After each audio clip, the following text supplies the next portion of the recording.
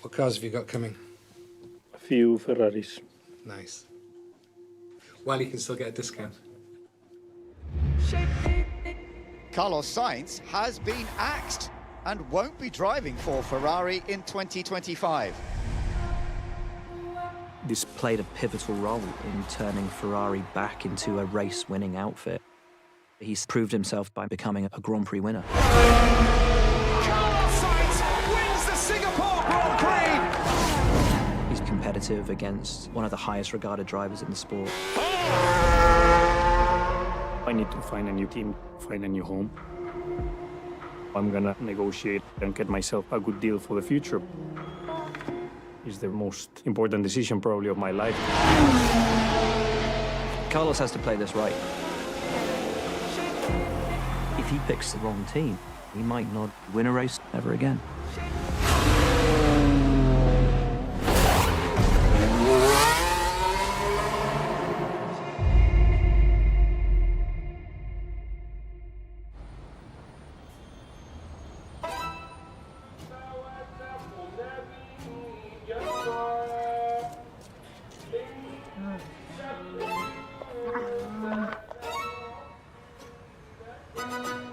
Eso que llega somos 12:30.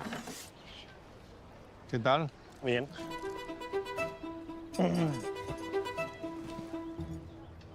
Yo creo que el año que viene es un año donde los pilotos vais a marcar mucha más diferencia que en años anteriores.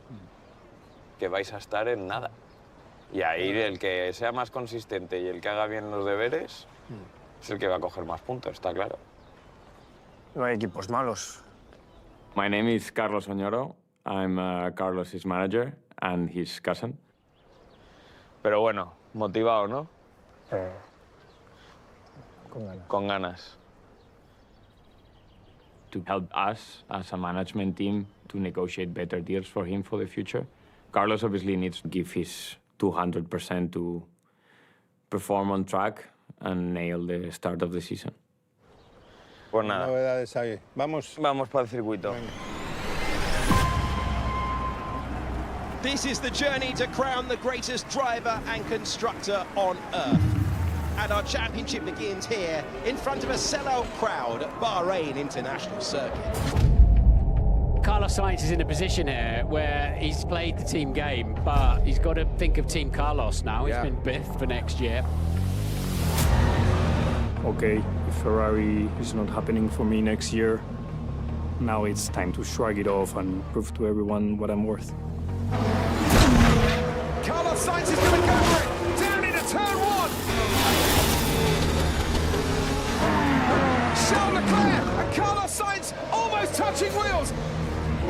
Carlos Sainz moves past his teammate. Be free, also on job there. You couldn't have scripted it better, to be honest. The guy that is losing his job at Ferrari, getting a podium in Bahrain. Carlos Sainz, a driver with a point to prove. Breaking news, Carlos Sainz has been diagnosed with appendicitis. Fucking surgery in Saudi. It's going to be a long, tough race for him after having his appendix surgery just 2 weeks ago. Carlos Sainz takes the lead of the Australian Grand Prix.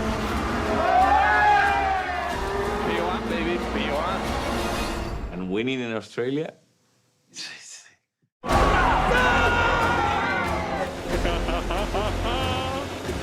is amazing. Vamos, hostia!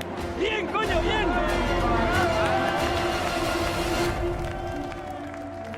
Carlos is kicked off the 2024 season as, after Max Verstappen, the strongest driver in the field.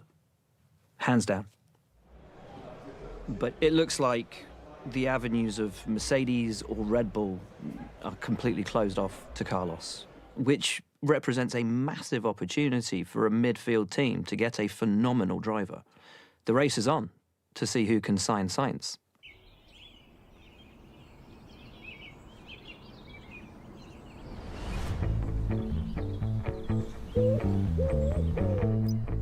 I will stretch. That means balance.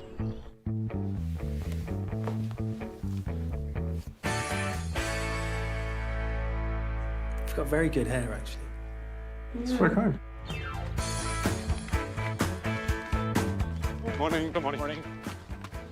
8th this year, or better, is for me an exceptional result. Achievable, but exceptional. Tall order in front of us. There's a lot to do. I'm James Fowles, and I'm the team principal for Williams Racing. Nailed it. That's what I do. Across the next 10 years, going to be the team to watch. With a legacy like ours, you can't go wrong. Williams has a legacy that most other teams can only dream of. 7 driver championships, 9 world championships, with some big, incredible drivers. Nigel Mansell, Ayrton Senna. But today, it's an organisation that's been suffering.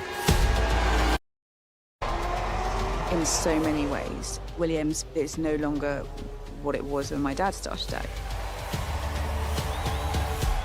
He absolutely knew that you needed to have 2 brilliant drivers in your car. Success was never going to come unless you could get the best talent possible in your cockpits. All right, come up here. Come up here. There we go.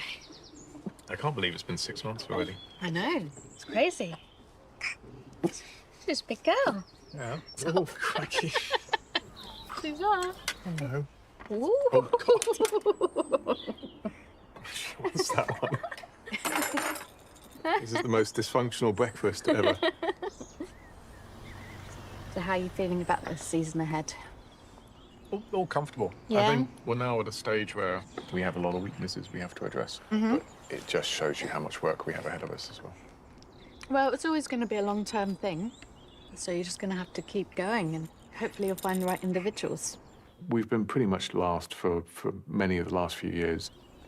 But that has to change. As a team principal, the weight is on my shoulders, there's no doubt about it. I'm going to have to find solutions for what we do going forward. I have to make some hard decisions. Oh, that's Logan Sargent. You okay? I'm sorry, man. It's a moment of sloppiness as much as anything for Sargent, and he knows it. Logan, he hasn't been where I needed him to be. I can't get in a rhythm like this. Oh, off the road goes Logan Sargent. Unusual part of the racetrack. You don't often see someone go straight at turn 4.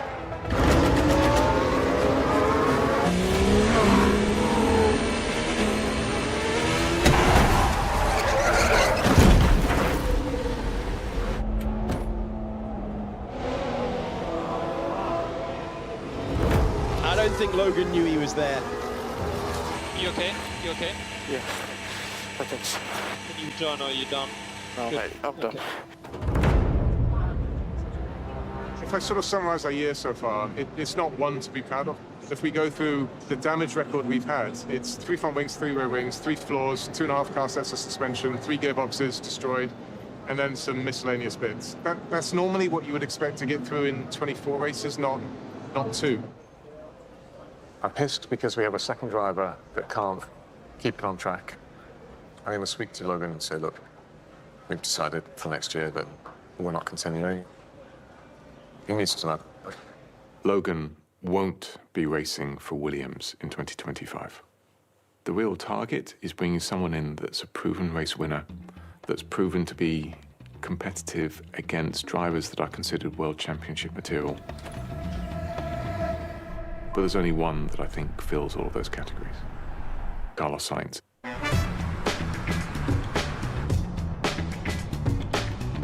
There's a good reason why he's the most wanted driver on the grid at the moment. He's doing an absolutely incredible job. He's on fire. It wouldn't be understating it saying that it would be a complete transformation in the history of Williams racing to have Carlos Sainz by my side. I wake up in the morning and I go to sleep at night thinking of nothing else. But there is real competition. Bring it on.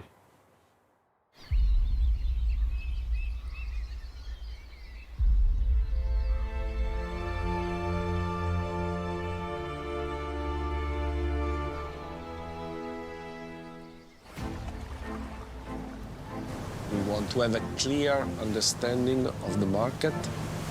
This doesn't change our strategy. Sì, però avere una casa qui è sempre bello, no? Quella sì. Sì, quella piccola. Secondo me è qui che bisogna vedere e guardare. Molto bello.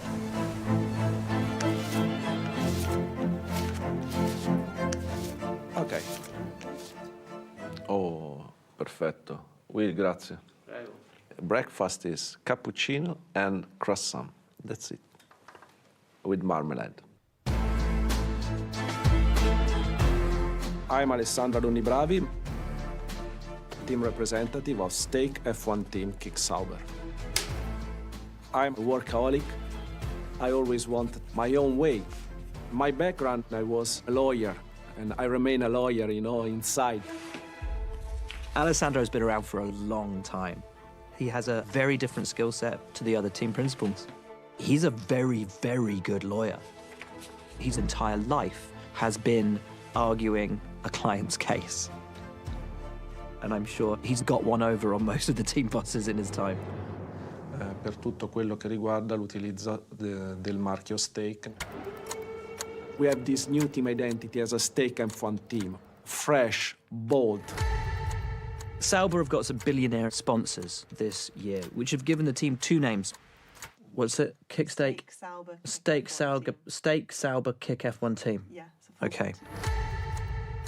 The team will become Audi in 2026.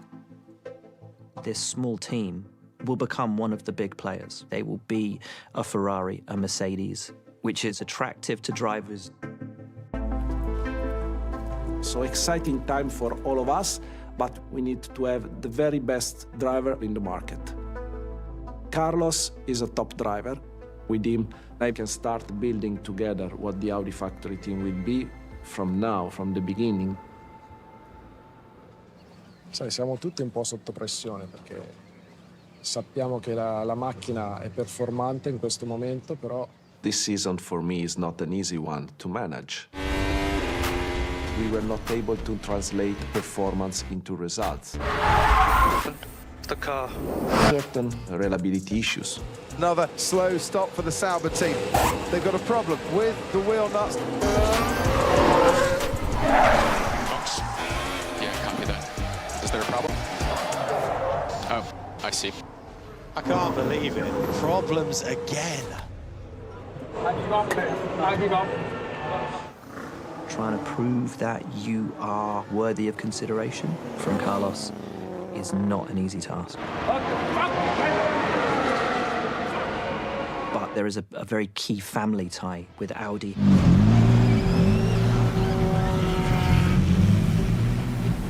Carlos's father, Carlos Sainz Sr., has won the Dakar Rally with Audi. So it's natural that you put the two together.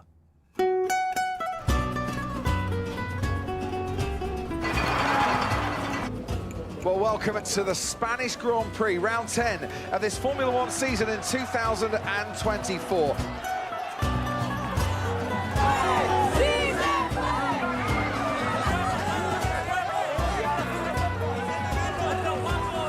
There are rumors that Carlos is putting pen to paper this weekend.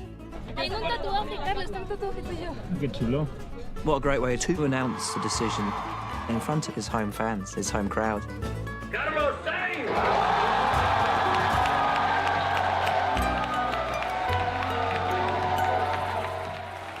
¿Y tienes ya una idea de dónde estarás la próxima temporada? No, todavía no. Tengo mis opciones encima de la mesa listas para tomar una decisión.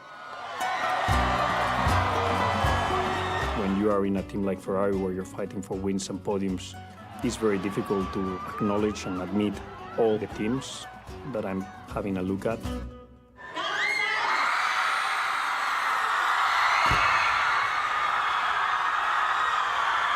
The decision is tough because you know that if you do get it wrong, Carlos is at risk of maybe not winning a race again ever. Carlos Sainz has the whole drivers' market on hold. Everybody's waiting to hear what he is going to do. Is he going to accept an offer from Williams? Believe in yourself and you can go anywhere. Is he going to go to Sauber to lead Audi's arrival to Formula One? There are the two important meetings next weekend. One with Carlos and one with Esteban. Where's the news on your 25 teammate? Obviously, Sainz has been top of the list. If Carlos Williams, I'd welcome it. Of course, it would be beneficial. I think the big part of the remaining driver market is waiting for Carlos's move. That's no lie. I'm sure the cork will pop at some point. Carlos is being the paddock slut. I was going to say charming. No, but you know what I mean. Like, everyone loves Spanish, so probably why. Yeah, it's getting a bit tedious. Will we see Joe in Formula One next year? Good question. Ask Carlos. Be quick making decisions.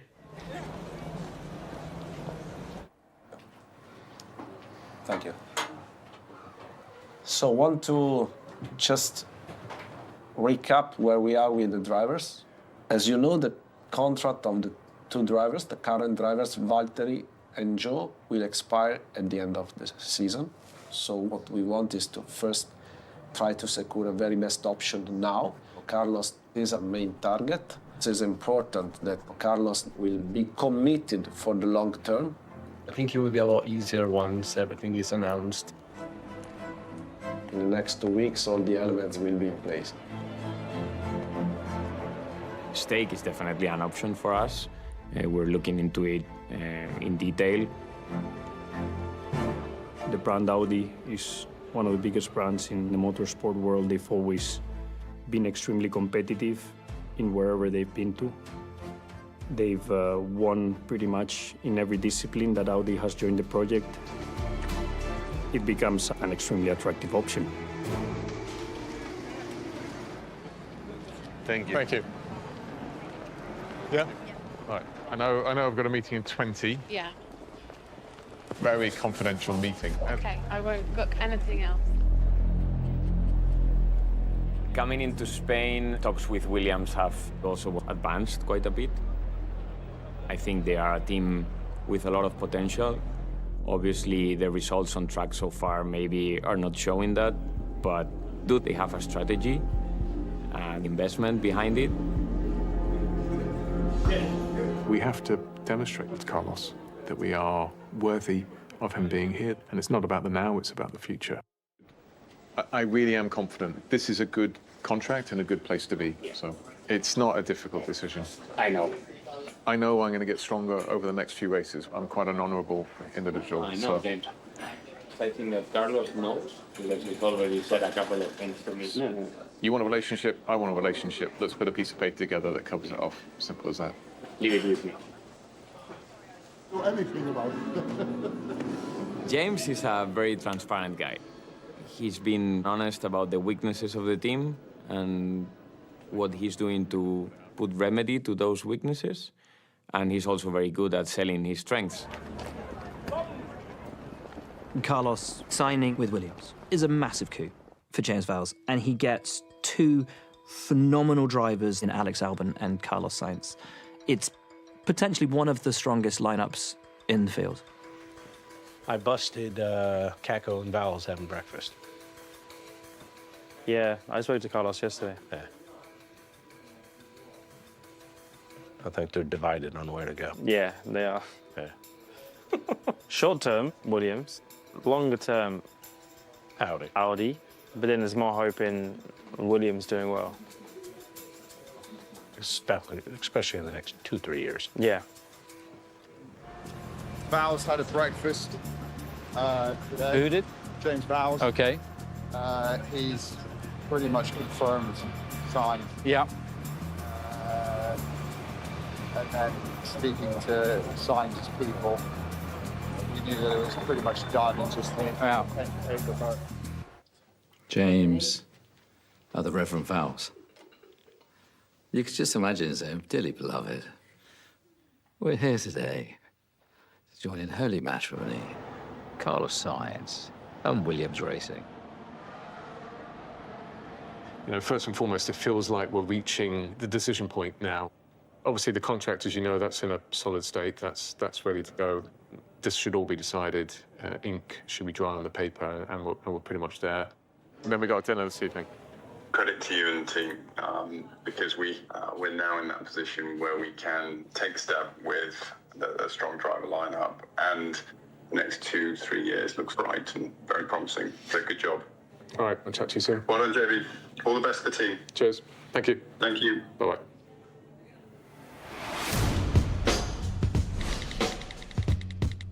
Signing a driver has some similarities to dating. You start with texts, and then it has dinner involved in it, and then it ends up in a hotel room.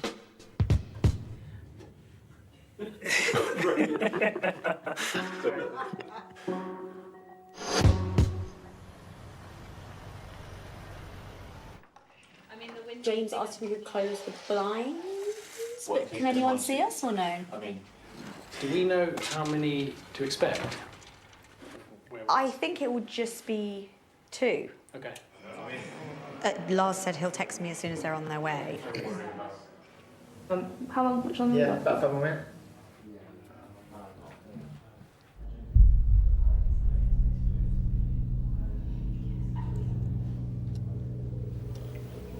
They're 20 minutes late. Really? That's not good.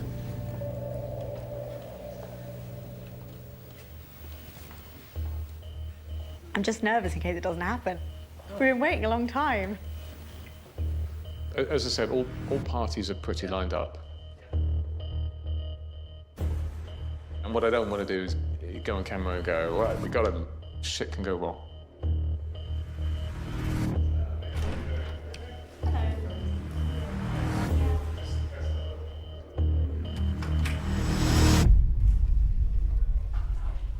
Oh, Lord.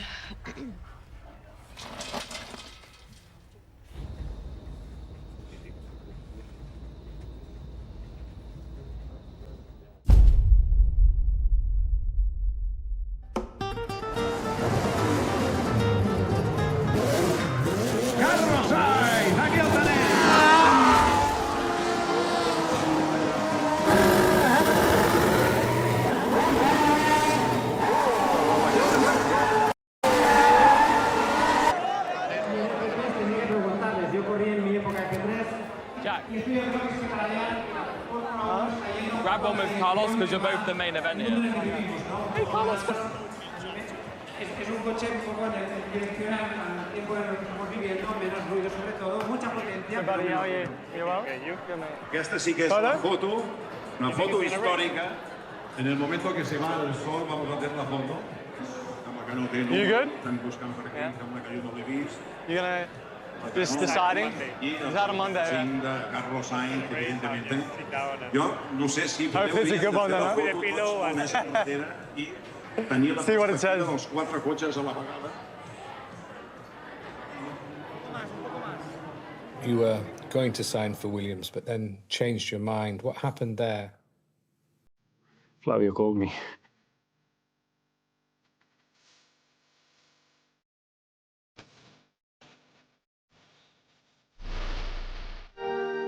It's the return of a somewhat controversial character to the Formula One paddock.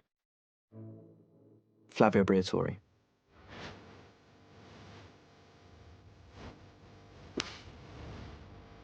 You ready, guys, or not? My name is Flavio Briatore, Secretary Advisor of the Chairman of the Alpine Formula One. I need a driver in 2025. This I need Carlos.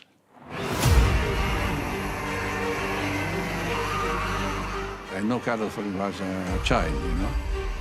We have a very super relationship, especially with the father. I talked with the father. One day maybe we're working together. It seems like, Flavio, when you want something, you usually get it. Is that right? Normally, yes. Flavio coming back to Formula One with Alpine, 1990s, with Michael Schumacher, and in the 2000s with Fernando Alonso, when they were known as Renault.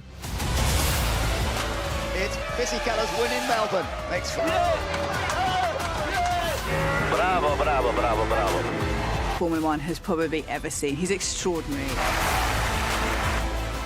He came into the sport, all guns blazing, and really set it alight.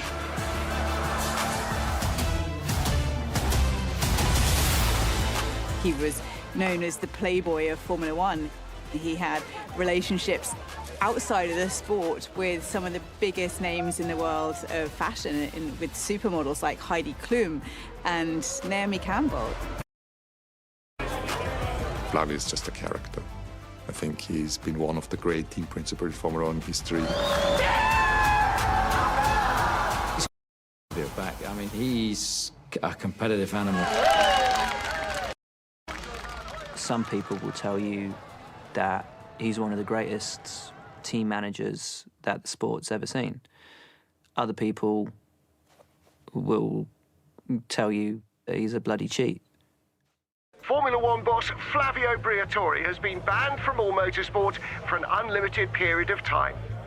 Nelson Piquet Jr. has claimed that he was asked to crash his own car by his own team to help teammate Fernando Alonso, initially beggared belief. Now, it seems like one of sport's most outrageous fixes. 2 years after Crashgate, Flavio Briatore has been cleared by the Tribunal de Grande Instance. So some people questioned if you should be back in F1. What do you say to that? Me? I'm strong enough, I'm wealthy enough to tell everybody to stay away from me. I don't care.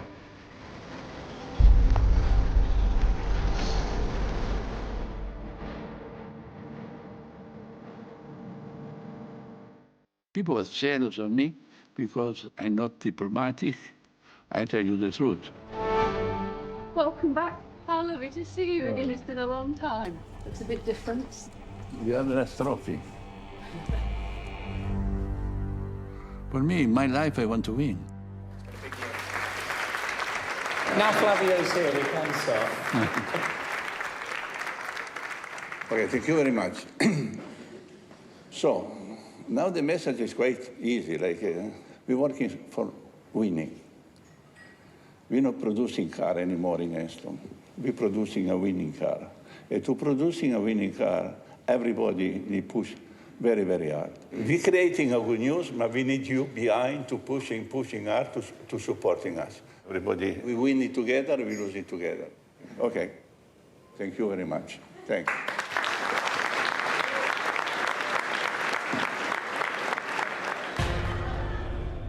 So Flavio, how well have Alpine performed this season? Shit. Down the main straight we go with Esteban Ocon in the Alpine. That is us in P19. Pierre was P20. 19th and 20th. That's a team in trouble for 2024. Great move from Bottas around the outside of the Alpine into turn one. Okay, so we need to push now, please. Push now. I am pushing, what are you talking about? The Alpines are getting dangerously close to contact. You don't lunge your teammate in Portier. We start put the right people in the right place, and we go back in the top 3 in a few years. And this is my mission.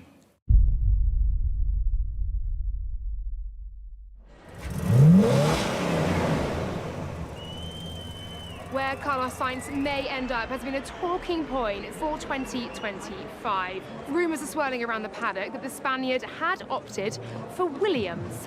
Hello. Hi, matey. How you doing? Good, mate. You? Yeah, very good to see you. Good to see you, Tom. Carlos Sainz. I hear that's more likely to be Alpine now. What's gone on?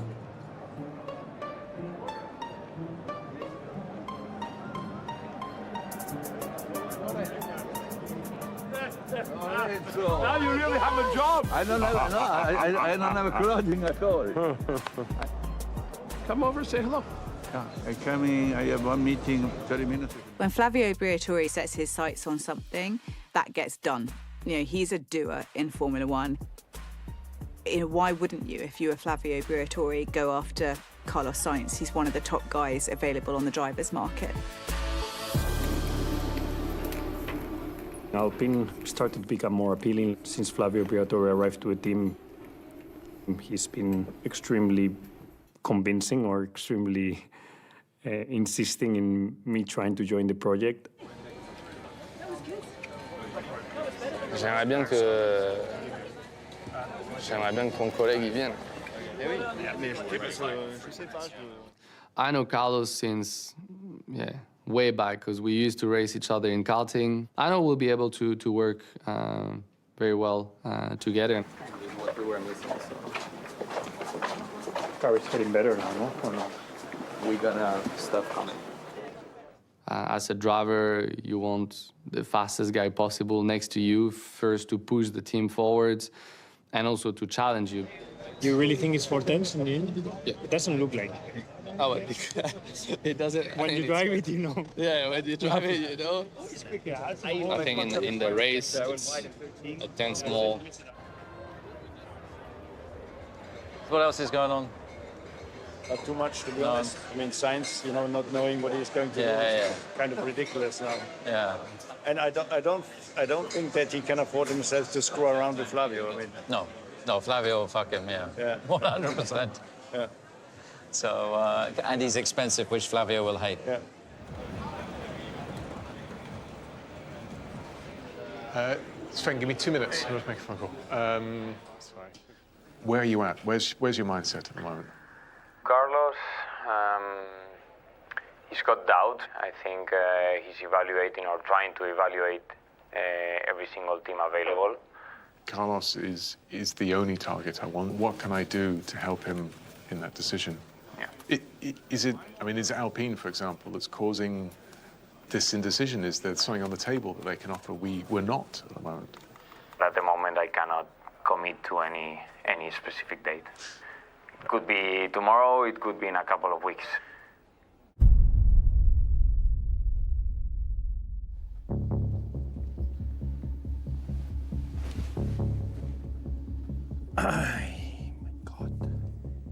There was an announcement. Carlos, he's going to sign. Ready? I think the pecking order that we're seeing right now in Formula One might not be the same again. Now I need to trust my intuition.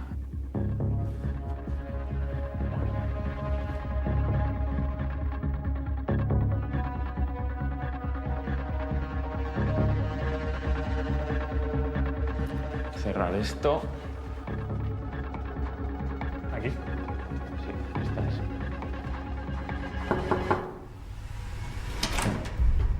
Hola! How you doing? You okay? Good year.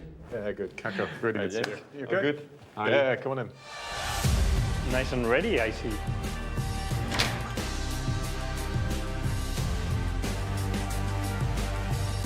Let's do this. The appeal of joining Williams, for me, is #1, the project and the vision that James Vowles and his team have about the team in the next 4 to 5 years, what they want to achieve, how they want to achieve it.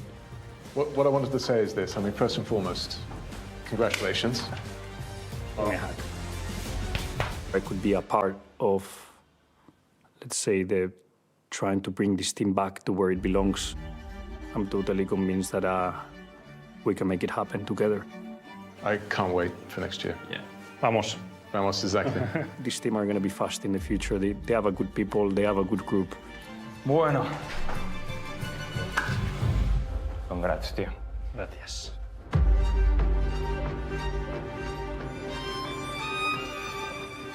Williams Racing is bigger than me. It's over 1,000 individuals working tirelessly every single day. Carlos is a momentous occasion for us, for Williams. Okay, we have some really exciting news. Perhaps best just to watch this. Hi everyone, I will be joining the Williams family. This is where the world realizes we are serious about going back to the front. Why do you think Carlos chose Williams over Alpine? Carlos believed Alpine was not good enough for him, and Williams was much better. Simple as that. Everybody put mistake. Is there a curse in Monaco? I don't think he's finished many races. The weight of expectation becomes a burden. I tell myself, just bring it home. Checo's form has taken a dive. We can't rely just on one car. Fuck, I am here for one reason only, to get back to Red Bull. Fuck it, why not go all in? But Daniel's got serious competition. Fuck, that's so fast. I'm not here to make friends.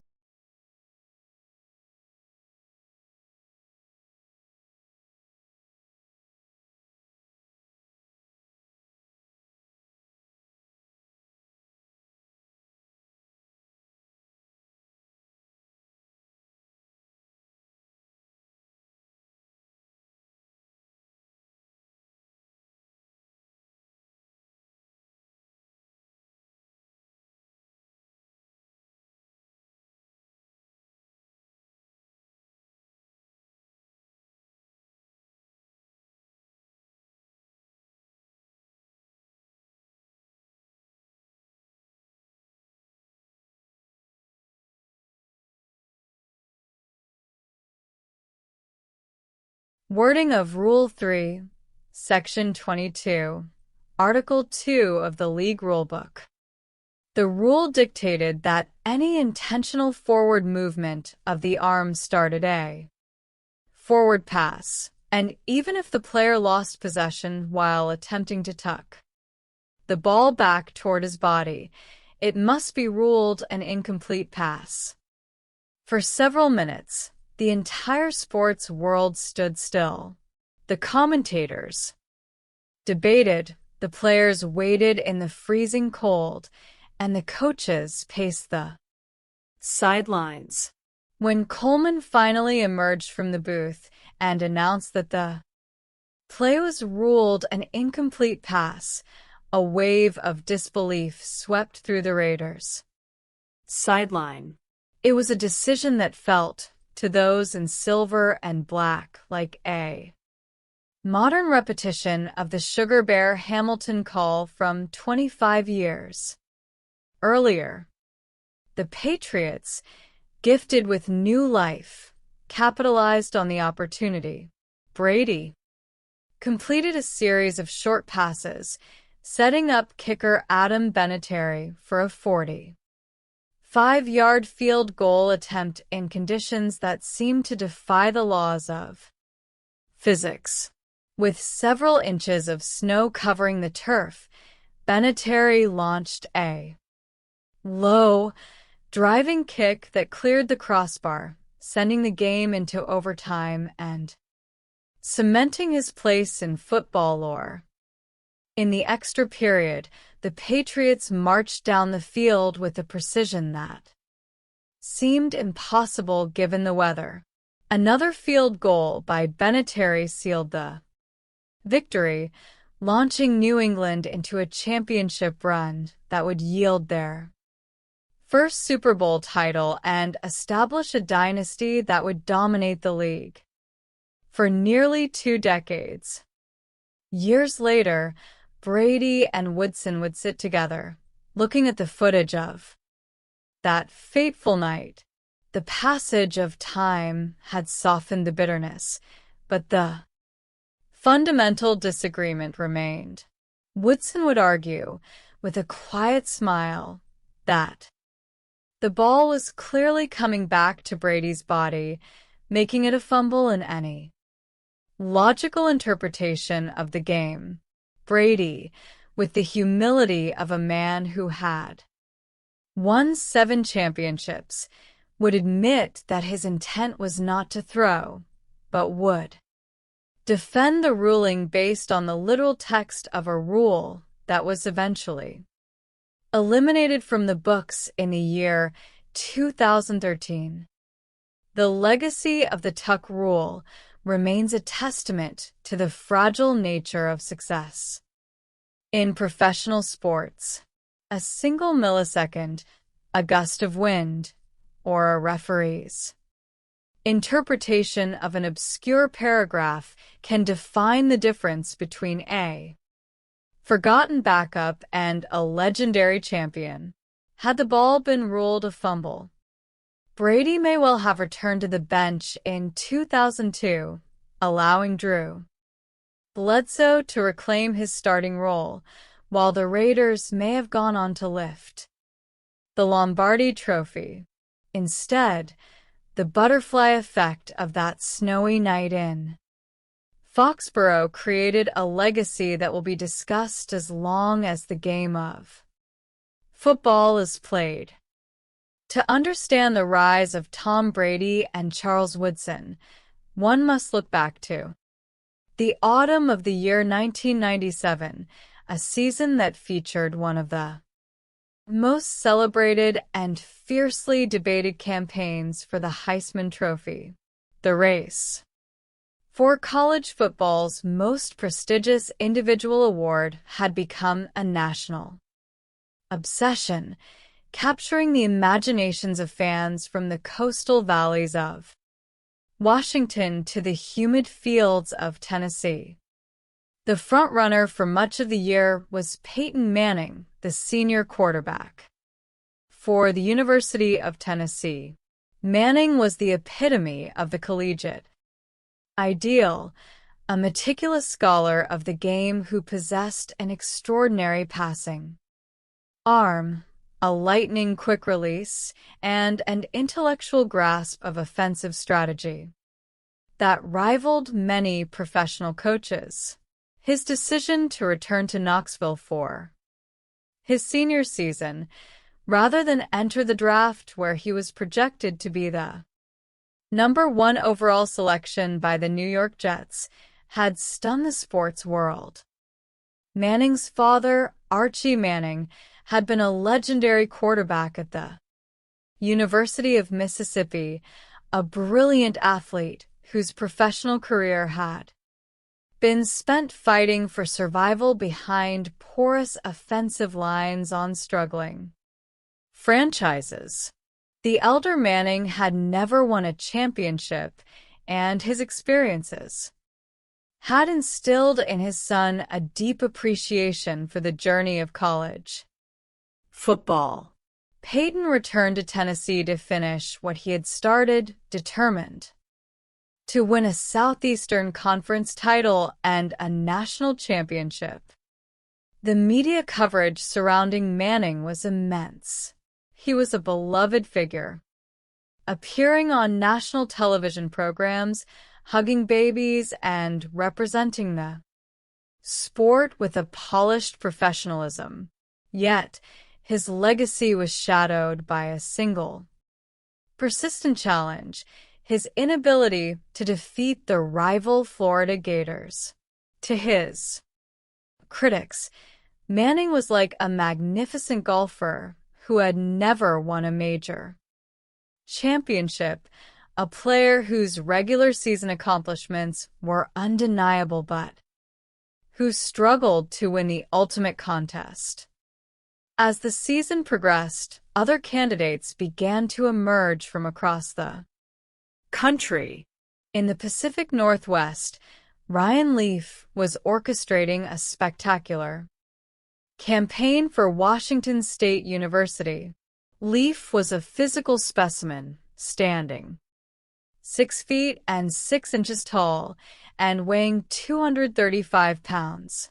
He possessed an exceptionally strong arm and a confident, almost abrasive swagger that polarized fans and scouts alike. He played with a fiery passion, leading the Cougars to their first Rose Bowl appearance in 7 decades and forcing his way into the Heisman conversation. In West Virginia, a wide receiver named Randy Moss was redefining the limits of the position for Marshall University. Moss was an athlete of rare, breathtaking ability, possessing a combination of size and speed that made him virtually uncoverable. His path to stardom had been marked by personal setbacks and brushes with the law that had cost him opportunities at Notre Dame and Florida State University. Yet, at Marshall, under the watchful eye of coaches who recognized his unique talent, Moss found redemption on the field, catching 25 touchdown passes and generating a level of excitement that transcended his school's modest athletic profile.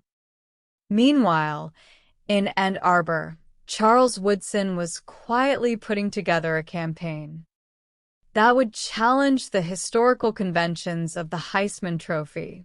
Since its inception in the year 1935, the award had been almost exclusively reserved for offensive players, primarily running backs and quarterbacks.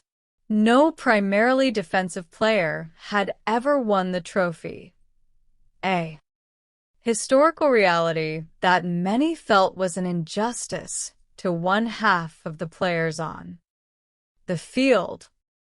Woodson, a junior cornerback, was a player of such extraordinary versatility that he could not be ignored. He was a dominant cover corner who could shut down an opponent's best receiver, a dangerous weapon on offense who caught touchdown passes, and a spectacular punt returner who could change the course of a game in a single play. His head coach, Lloyd Carr, recognized that Woodson was a rare talent who demanded to be on the field as much as possible. The turning point of the race occurred in late November during the annual rivalry game between Michigan and Ohio State. With the national spotlight firmly fixed on Ann Arbor, Woodson delivered a performance that became the defining statement of the season. He intercepted a pass in the end zone to thwart an Ohio State drive, caught a crucial 37-yard pass to set up a Michigan touchdown, and returned a punt 78 yards for a score, memorably striking the Heisman pose as his teammates mobbed him on the field. The performance galvanized the electorate, while Manning continued to put up impressive statistics and led Tennessee to an SEC championship. The narrative had shifted. Voters began to question whether the Heisman should simply go to the quarterback with the best numbers, or whether it should honor the most dominant and versatile player in the country, regardless of position. When the finalists gathered at the Downtown Athletic Club in New York on December 13th, the tension in the room was palpable. The four young men, dressed in their finest suits, sat together as the presenters read their accomplishments. For Manning, it was a moment that felt like the culmination of a 4-year journey. For Woodson, it was an opportunity to make history. When the envelope was opened and Charles Woodson was announced as the winner, a shockwave went through the college football community. In Knoxville, fans were outraged, believing that Manning had been denied an award he had earned through years of excellence and dedication. Yet, for many others, Woodson's victory was a triumph of athletic versatility, a recognition that a defensive player could indeed be the most outstanding player in the nation. The 1997 Heisman class would go down as one of the greatest in history, producing 3 future Hall of Famers in Manning, Woodson, and Moss. Their professional careers would validate the excitement of that autumn, as each of them went on to redefine their respective positions in the National Football League. While the drama of American football was unfolding on frozen fields and collegiate stadiums, a different kind of sporting and political revolution was taking place in Italy. In the mid-1980s, the country was emerging from a dark decade marked by political violence, economic instability, and systemic corruption. The traditional political class, dominated by the Christian Democrats, had held power for over 40 years, creating a stagnant system that many citizens viewed with deep cynicism. In the midst of this malaise, a wealthy and ambitious media tycoon named Silvio Berlusconi saw an opportunity to transform the cultural and political landscape of his nation. Berlusconi had built his fortune in real estate, constructing modern residential complexes designed for young, aspiring families. He then turned his attention to television, exploiting loopholes in Italian law to build a private national broadcasting network that challenged the state-owned media monopoly. Berlusconi understood that the modern Italian citizen desired entertainment, color, and escape. He filled his channels with American television series, colorful game shows, and vibrant advertising, creating a world of luxury and pleasure that contrasted sharply with the gray reality of the state channels. He recognized that to truly capture the hearts of the public, he needed to align himself with the country's greatest passion, association football.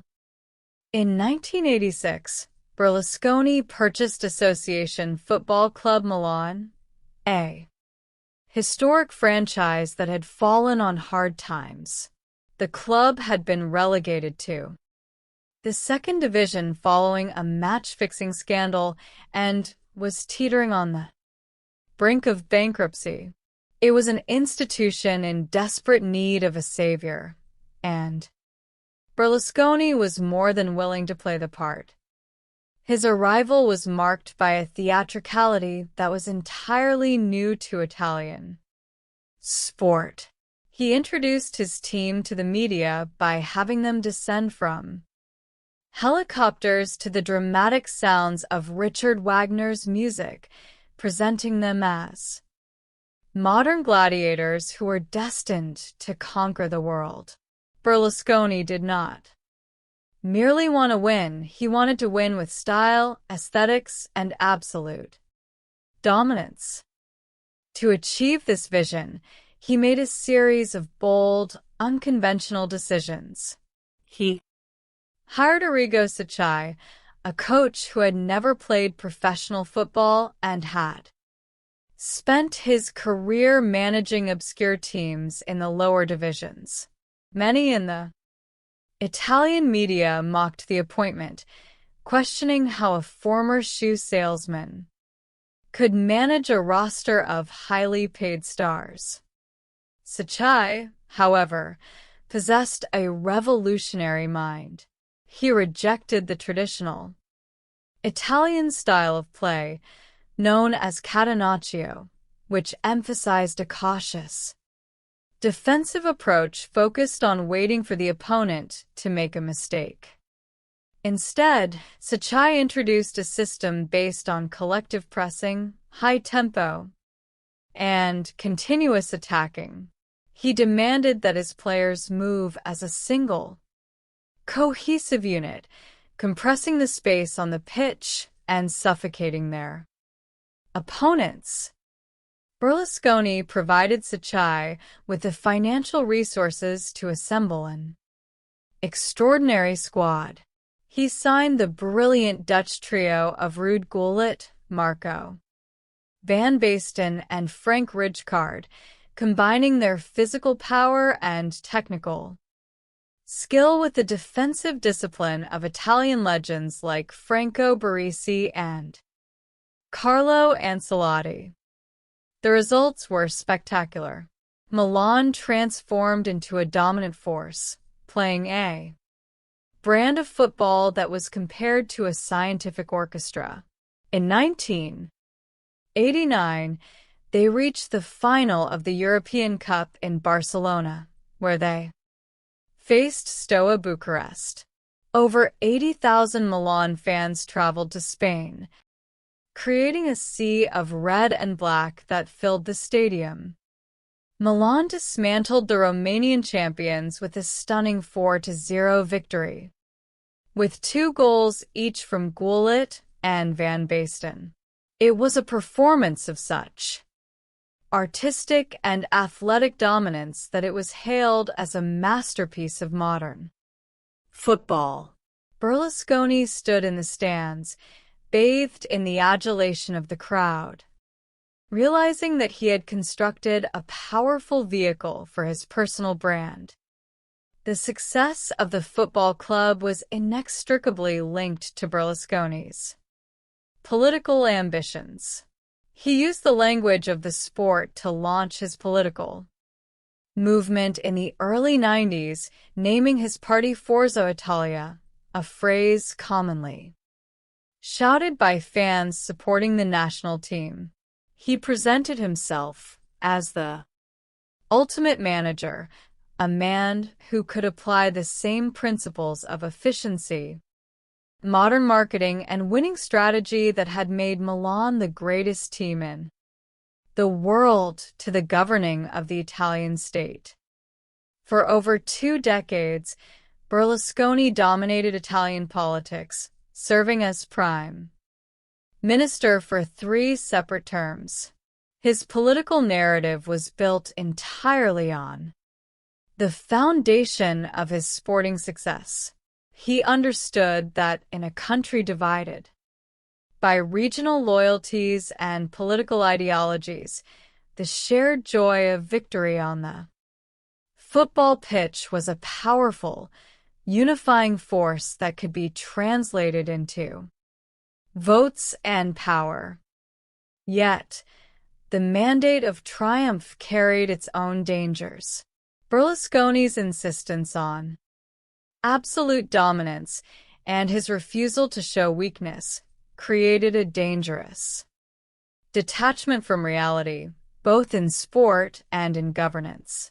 As the years progressed, the scandals that surrounded his personal and public life began to erode his authority, exposing the fragile nature of a power built on entertainment and spectacle. The stories of a snowy night in New England, a collegiate awards ceremony in New York, and a political revolution in Milan are all bound by a common thread. They are narratives about the pursuit of victory, the influence of personality, and the unpredictable forces that shape human destiny. Whether through an obscure rule in a football game, a historic vote by a panel of journalists, or the tactical brilliance of a visionary coach, these moments remind us that history is often written in the narrowest of margins, where a single decision can echo across decades, transforming ordinary men into legends and tycoons into leaders of nations. The architecture of fate and the rules of the game. Introduction. The human experience is often defined not by the grand, sweeping gestures of historical inevitability, but by the smallest, most quiet moments of alignment. We construct systems, write rules, and draw lines upon the earth in an attempt to impose order on a chaotic universe. Yet occasionally the rules we create to govern our games and our societies become the very instruments of a profound and unpredictable destiny. This is the story of how minor movements, overlooked clauses, and the sudden collision of human ambition can alter the course of lives, cultures, and nations. we look at three distinct arenas where the boundaries of sport, power, and human psychology intersected. In the freezing, snow-swept landscape of New England, a single referee decision transformed a young, unheralded quarterback into an icon of a sporting dynasty, while leaving his collegiate teammate to ponder what might have been. In the warm, autumn-drenched stadiums of American college football, a historic award race challenged decades of tradition, pitting regional passions and different philosophies of excellence against one another. And across the Atlantic, in the sunlit plazas and smoke-filled offices of Italy, a media tycoon recognized that the collective passion of soccer could be harnessed to reconstruct the political and cultural identity of an entire nation. These stories, though separated by geography and discipline, share a common thread. They are studies in the butterfly effect, the phenomenon where a tiny variation in the initial conditions of a system can lead to vast, cascading changes. Through these narratives, we observe the fragile nature of success, the quiet dignity of those who seek justice, and the humble truth that while we may write the rules, we are ultimately subject to the unpredictable winds of fate. Chapter 1: The Snows of Foxborough. The air in Foxborough, Massachusetts, on the evening of January 19, 2002, carried the weight of a changing season. It was cold, the kind of deep, biting cold that settles into the bones of athletes and spectators alike. And the snow was falling in a steady, relentless curtain. For decades, the old Foxborough Stadium had stood as a concrete monument to the quiet struggles of a franchise that had often lived in the shadow of more illustrious rivals. This was to be the final game ever played in that stadium before the wrecking balls arrived, and the elements seemed determined to give the old venue a romantic, almost mythical farewell. Robert Kraft, the owner of the New England Patriots, had specifically requested this setting when the National Football League had inquired about scheduling preferences for the playoff weekend. Kraft had chosen the dark, frigid evening over an afternoon slot. He wanted the distinct home field advantage that only a New England winter could provide, perhaps remembering a time 20 years prior when a December snowstorm had held his team scoreless until an enterprising coach encouraged a stadium worker on a work release program from the Massachusetts State Penitentiary to clear a spot on the field with a snowblower for a game-winning kick. The opponents on this snowy night were the Oakland Raiders, a franchise that carried the mystique of a rebellious, hard-hitting past. The history between these two teams was long and often scarred by dramatic confrontations. There was the 1986 playoff game in Los Angeles, won by the Patriots, which had degenerated into a post-game altercation between players and executives. There was the tragic preseason game in 1978, when wide receiver Darryl Stingley was left paralyzed after a fierce collision. And, perhaps most famously, there was the playoff game in 1976, when a controversial roughing the passer penalty called by referee Ben Drath against nose tackle Sugar Bear Hamilton allowed the Raiders to secure a victory, and eventually win the Super Bowl. Now, 25 years after that questionable whistle, the two franchises met. Again, under the stadium lights. Among the many storylines of the night was a reunion between two former teammates from the University of Michigan. Charles Woodson, the Heisman Trophy-winning cornerback of the Raiders, was a player of immense natural grace and anticipation. He had always seemed to exist several steps ahead of his contemporaries, possessing an intuitive understanding of the game that made his success appear effortless.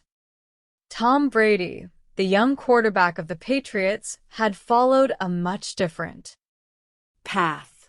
While Woodson was the epitome of collegiate success, Brady had spent his final years at Michigan fighting for playing time, eventually being selected with the 199 pick in the professional draft. He had started the 2001 season as a backup to the established superstar Drew Bledsoe. But when Bledsoe suffered a serious injury early in the year, Brady was thrust into the starting role. He was young, accurate, and showing a remarkable capacity to learn from his mistakes, leading his team to an unexpected playoff run.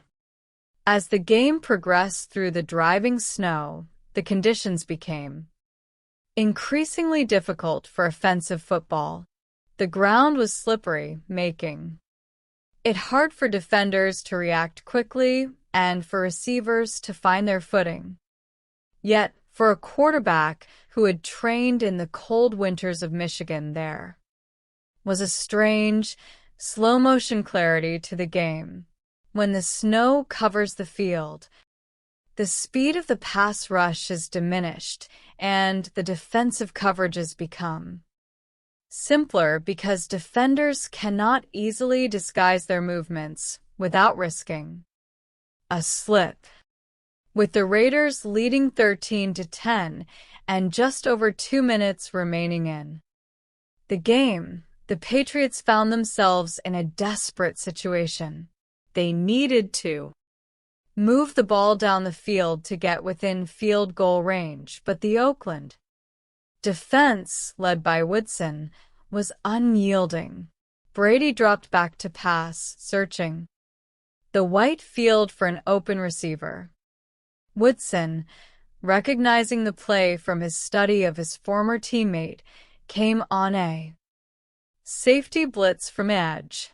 He knew Brady's tendencies, knew that the young quarterback would look to protect the ball if he felt pressure. Woodson closed the distance rapidly, his feet finding traction in the snow, and launched himself at Brady. He did not merely try to tackle him. He went for the ball, striking Brady's arm just as the quarterback was attempting to pull the ball back toward his body. The ball flew loose, tumbling into the snow. To every eye in the stadium and on the field, it appeared to be a classic sack and fumble. The Raiders players celebrated, jumping on the loose ball, believing they had secured the victory. And a trip to the AFC Championship game in Pittsburgh.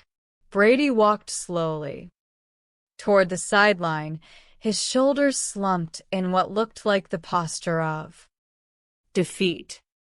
But the game of football, like society itself, is governed by a complex and often obscure code of laws. Under the 2-minute warning, the play was subject to automatic review by the instant replay system.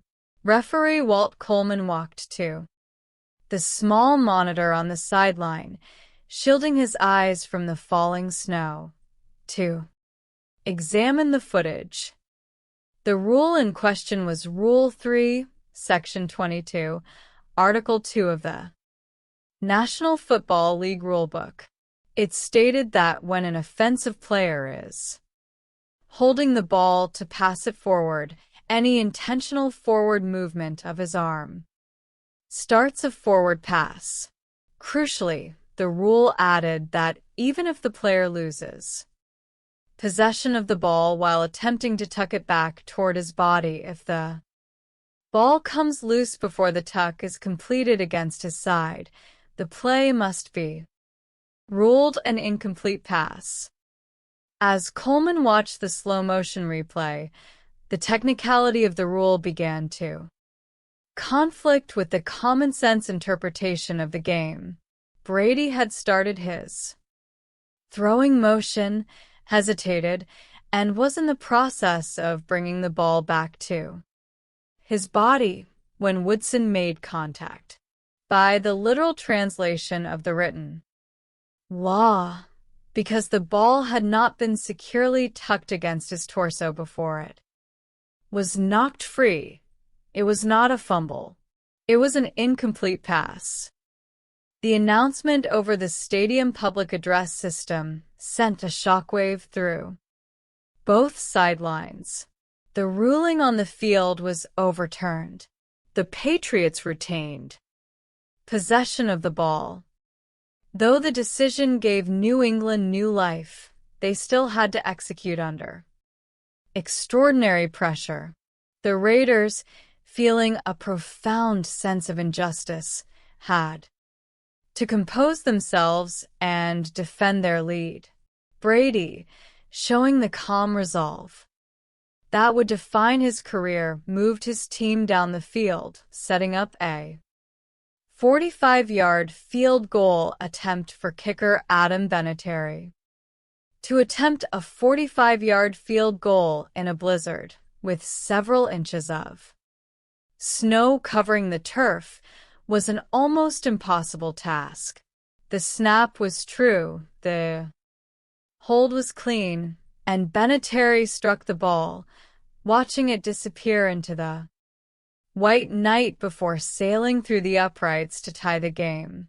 It was a moment of pure athletic beauty, a testament to concentration and skill over the elements. In overtime, the Patriots won the coin toss under the sudden death rules of the era. They marched down the field, utilizing short, precise passes, and Vinatieri converted a shorter kick to win the game. The Patriots went on to defeat Pittsburgh in the championship game and then upset the heavily favored St. Louis Rams in the Super Bowl, beginning one of the greatest dynasties in the history of professional sports. The tuck rule play became a permanent part of sports folklore, a modern butterfly effect. Had the play been ruled a fumble, the Raiders would have advanced, perhaps winning the championship themselves, and Brady might have returned to the bench as a backup to Bledsoe in the following season. Instead, a single, highly technical rule, applied precisely in a moment of extreme pressure, redirected the lives of dozens of men and the history of a sport. Chapter 2: The Class of 1997. To fully understand the collision between Tom Brady and Charles Woodson on that snowy night in Massachusetts, one must travel back 5 years to the autumn of 1997. It was a season of collegiate football that captured the imagination of the American public, a year defined by regional pride, exceptional individual talents, and a historic race for the Heisman Trophy. The Heisman Trophy, awarded annually since 1935 by the Downtown Athletic Club in New York, is the most coveted individual honor in amateur sports. For decades, an unwritten consensus had established that the trophy belonged almost exclusively to offensive players, specifically running backs and quarterbacks. The defensive players, those who performed the quiet, grinding work of stopping the opposition, were rarely considered for the ultimate prize. But the class of 1997 challenged every convention. The undisputed frontrunner as the season began was Peyton Manning, the senior, a quarterback of the University of Tennessee. Manning was the son of Archie Manning, a beloved quarterback of the 1970s who had spent his career struggling with a struggling professional franchise in New Orleans. Peyton had chosen to forego the millions of the professional draft, turning down the opportunity to be the #1 pick by the New York Jets, simply to return to Knoxville for his senior season.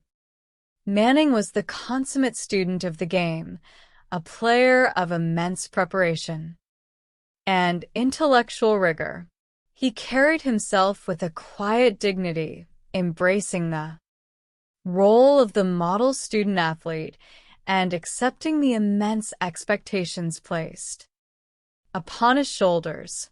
To the media and many fans, the Heisman was his to lose, a fitting reward for a young man who had shown rare loyalty to his university and his sport. Yet, as the autumn weeks unfolded, other remarkable talents emerged to challenge the established narrative. At Marshall University, a small school in West Virginia, a wide receiver named Randy Moss was performing feats that seemed to defy the laws of physics. Moss was a player of unparalleled speed and leaping ability, a natural athlete who could turn any short pass into a long touchdown. Despite early setbacks in his personal life that had diverted him from larger programs, Moss had found a home at Marshall, focusing his energy on the field and capturing the attention of the national media with his spectacular play. In the Pacific Northwest, Ryan Leaf, the confident and physically imposing quarterback of Washington State University, was leading his team on an improbable march toward the Rose Bowl. Leaf possessed a powerful arm and a swaggering self-assurance that polarized observers. He was candid, emotional, and highly effective, showing a capacity to win difficult games on the road and positioning himself as a viable alternative to Manning in the eyes of professional scouts. But the most intriguing challenger of all was Charles Woodson of the University of Michigan. Woodson was a junior cornerback who possessed such extraordinary athletic versatility that his coaches began using him in all three phases of the game. He was not only the premier cover cornerback in college football, capable of shutting down an opponent's best receiver, but he also played as a wide receiver on offense and returned punts on special teams. The debate over who should win the Heisman Trophy became a reflection of the deep regional divisions within college football. In the South, Manning was revered as a legendary figure, a player who represented the best traditions of the region. In the Midwest, the campaign for Woodson gathered momentum, driven by those who argued that the Heisman should go to the best overall football player, regardless of position. The turning point of the race came in late November during the annual rivalry game between Michigan and Ohio State. With a trip to the Rose Bowl and a potential national championship on the line, Woodson delivered a performance for the ages. He intercepted a crucial pass in the end zone to halt an Ohio State drive, caught a long pass on offense to set up a Michigan score, and returned a punt 78 yards for a touchdown, famously striking the Heisman pose as he ran along the sideline. On the same afternoon, Manning and the Tennessee Volunteers were playing a high-scoring game against Kentucky, while Manning threw for over 500 yards and 5 touchdowns. The performance was viewed by some as less dramatic than Woodson's multi-dimensional display on a national stage. The media narrative began to shift rapidly, fueled by a growing sense that history was within reach. The Heisman voting system, designed to minimize regional bias by dividing the country into 6 distinct voting districts, became a battlefield of opinions. Some voters in the East and Midwest argued that Woodson's impact on every play made him the superior candidate, while others in the South maintained that Manning's career achievements and leadership of his team to an SEC championship made him the rightful winner.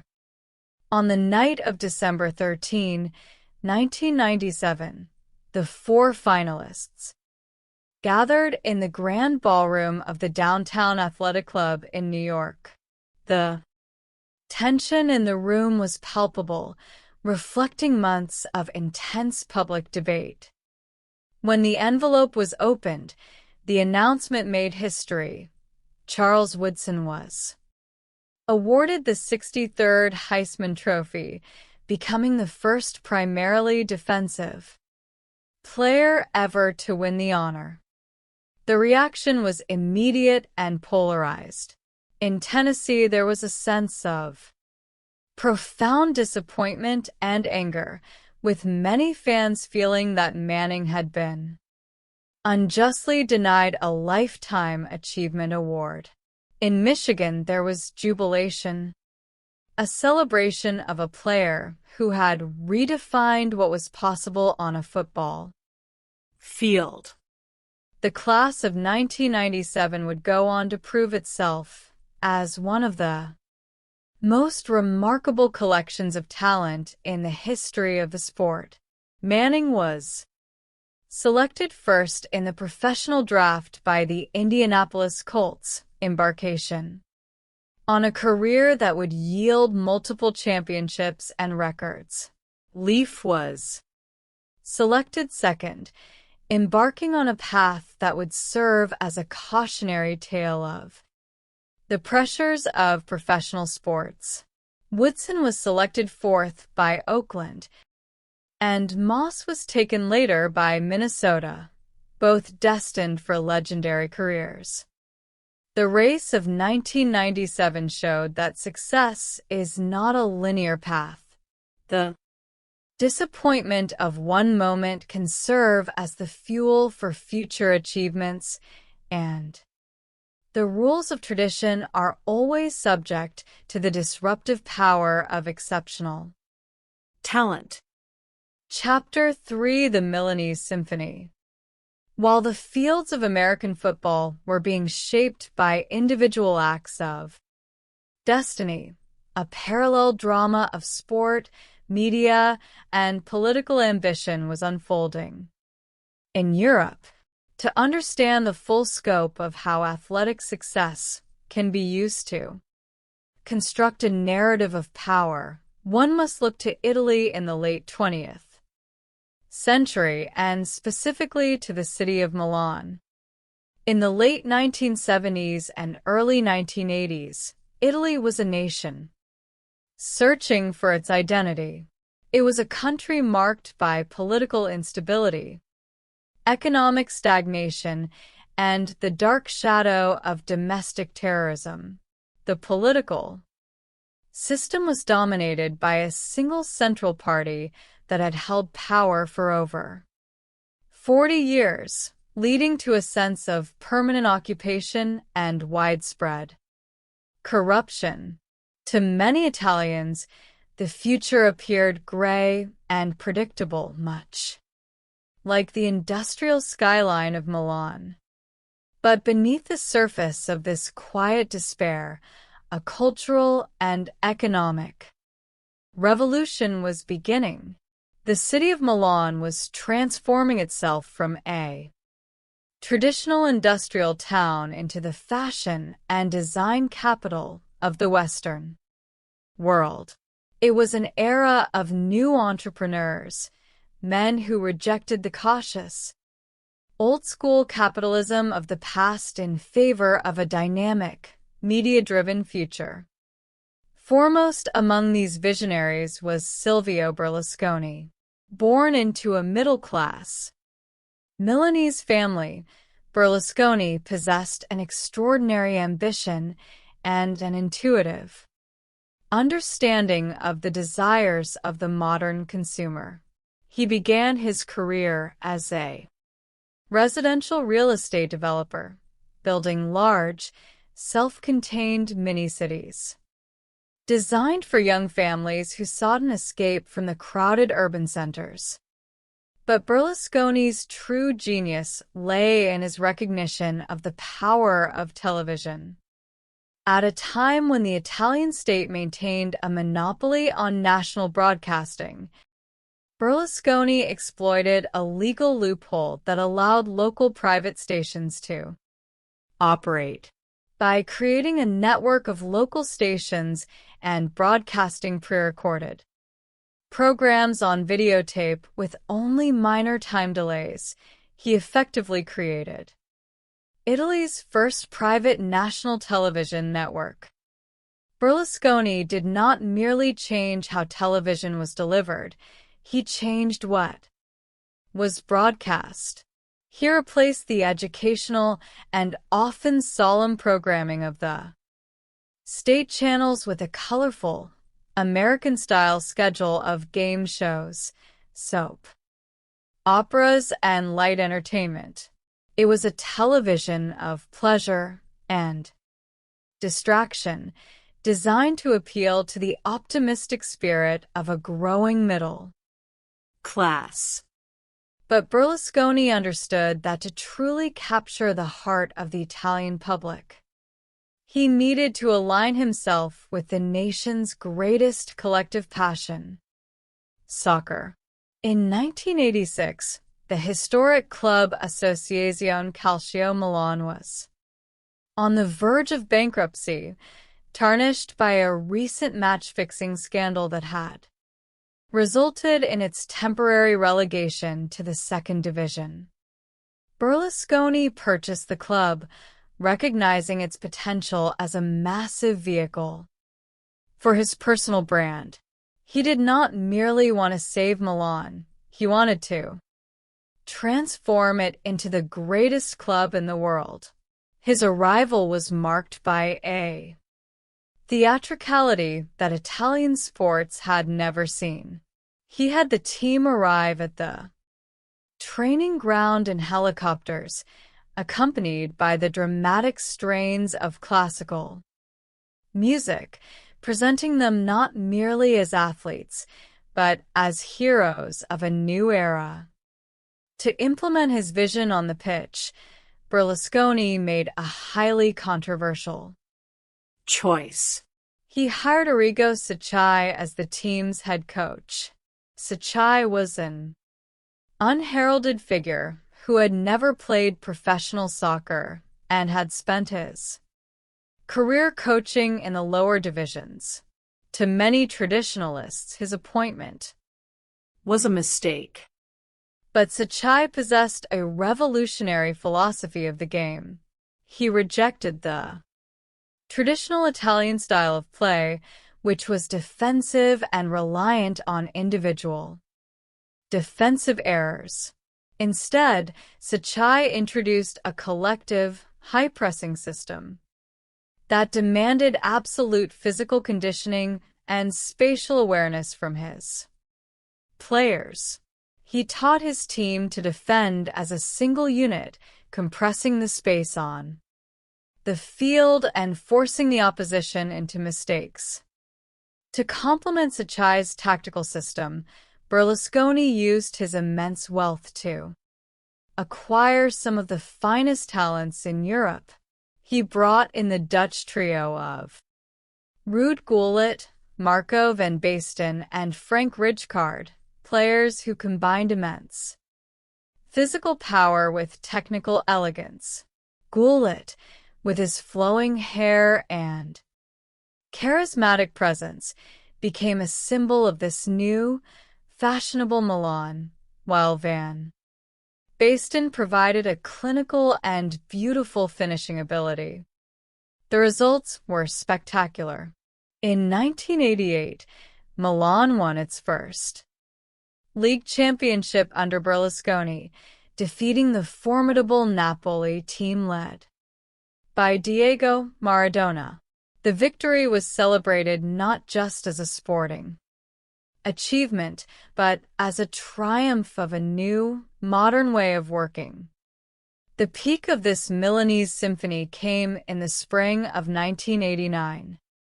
After surviving a difficult and foggy night in Belgrade in an earlier round, Milan advanced to the European Cup final in Barcelona against Steaua Bucharest.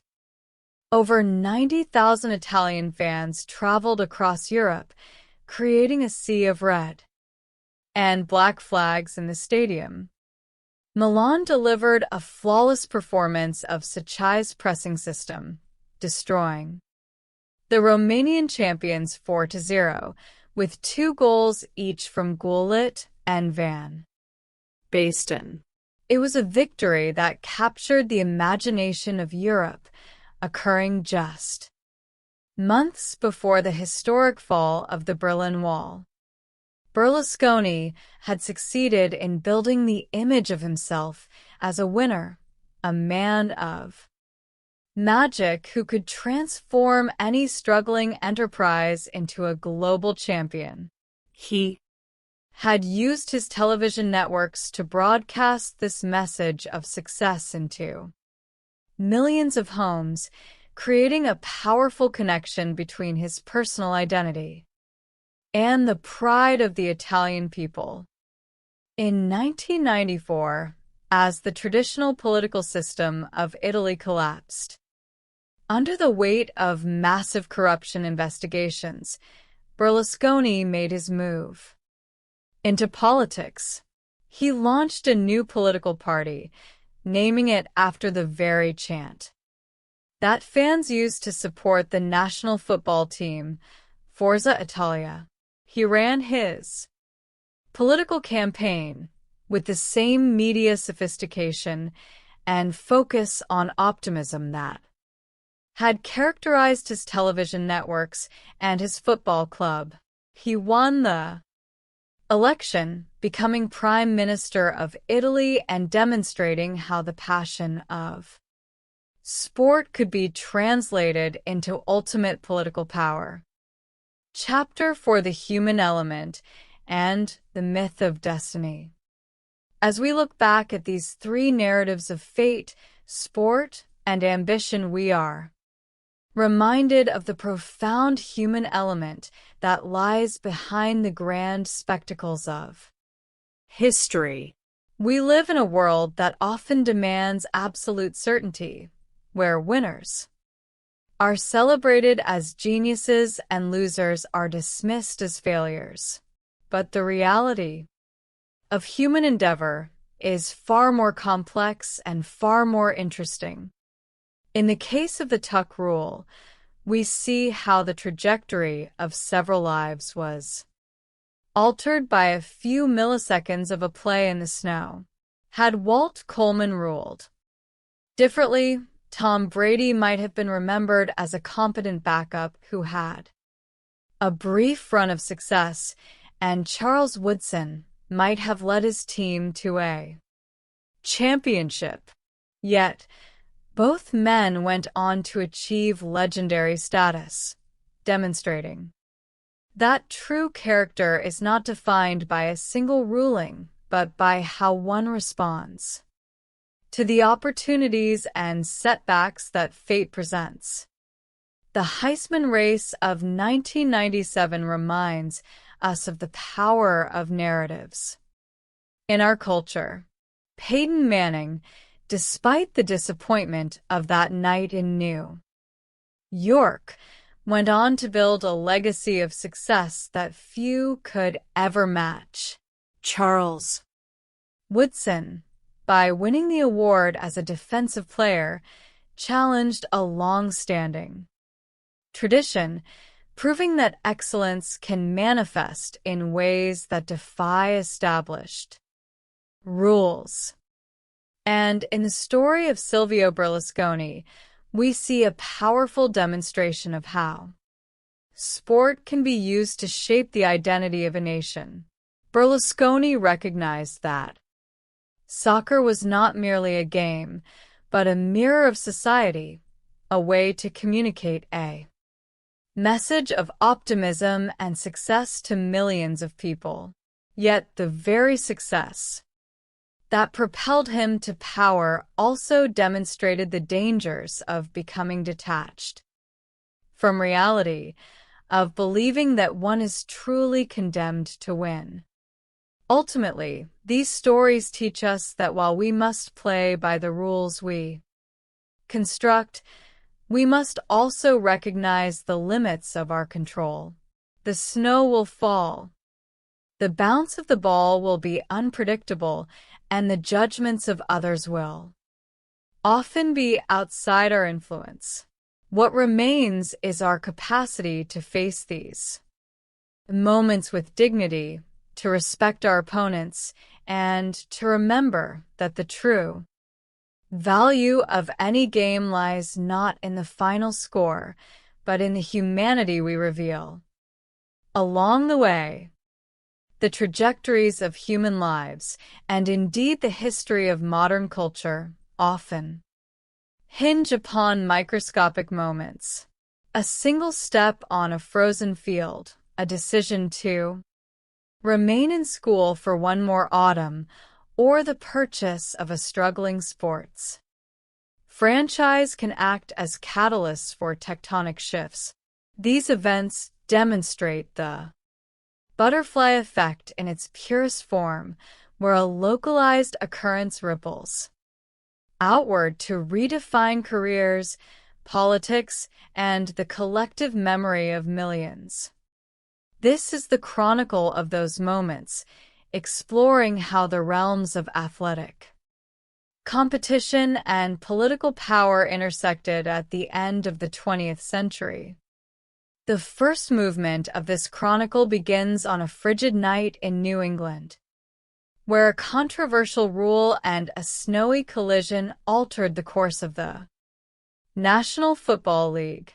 The second movement turns back to the autumn of 1997, when a singular race for the Heisman Trophy challenged decades of tradition and highlighted the divergent paths of legendary competitors. The third and final movement crosses the Atlantic to Italy, where a wealthy media tycoon used the beautiful game of soccer to rewrite the rules of political power, proving that the language of the playing field could become the language of national governance. The snowy crucible of Foxborough. In the middle of January in the year 2002, a winter storm enveloped the town of Foxborough, Massachusetts. No playoff game in the history of the New England Patriots had ever been played so late in the season under such severe conditions. The snow fell in dense, romantic sheets, blanketing the metal bleachers of Foxborough Stadium, which was scheduled for demolition immediately following the conclusion of the season. The owner of the Patriots, Robert Kraft, had specifically requested this setting. when the league office asked team owners for their scheduling preferences, Kraft opted for the distinct home field advantage of a dark, freezing night in New England, hoping the elements would act as a silent partner against their opponents, the Oakland Raiders. For the Patriots, the cold was a familiar ally, evoking memories of 20 years prior. In December of 1982, a legendary snowstorm had held New England and the Miami Dolphins scoreless until the Patriots head coach Ron Meyer instructed a stadium worker named Mark Henderson to drive a small tractor onto the field. Henderson, who was participating in a work release program from the Massachusetts State Penitentiary, swept clean a small patch of frozen turf, allowing kicker John Smith to convert the winning field goal. The rivalry between New England and Oakland carried a heavy, sometimes painful, history. In the 1986 postseason, the Patriots had secured a hard-fought 27-20 victory in Los Angeles, which was immediately followed by a chaotic post-game altercation wherein Raiders executive Matt Millen struck the Patriots' general manager, Patrick Sullivan.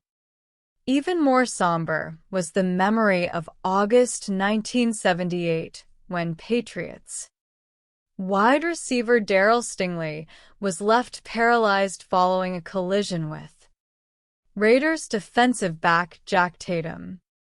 Furthermore, 25 years before this snowy night in the 1976 playoffs, a controversial roughing the passer penalty called by referee Ben Drath against Patriots nose tackle Ray Sugar Bear Hamilton on a 3rd down and 17 play had extended a late Raiders drive.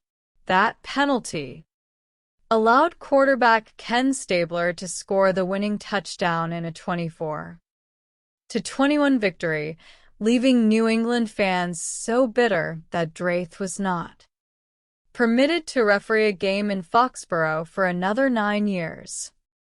On this particular Saturday night, the game also served as a reunion for two former collegiate teammates from the University of Michigan, Charles Woodson, the celebrated cornerback for the Raiders, and Tom Brady, the young quarterback of the Patriots, had shared a locker room in Ann Arbor. Woodson had been the epitome of athletic success, winning the Heisman Trophy and displaying an instinct for the game that seemed years ahead of his contemporaries. Brady, by contrast, had endured a more difficult path, eventually being selected with the 199th pick in the draft. He had spent his early professional career as a backup until Drew Bledsoe suffered a severe internal injury early in the 2001 season. Thrust into the starting role, Brady had shown a quiet competence, managing games effectively and making precise decisions under pressure. As the game unfolded, the heavy snow made offensive execution exceedingly difficult. The Raiders held a 10-3 lead in the third quarter after kicker Sebastian Janikowski converted his second field goal of the night. The footing was treacherous, and the football was difficult to grasp.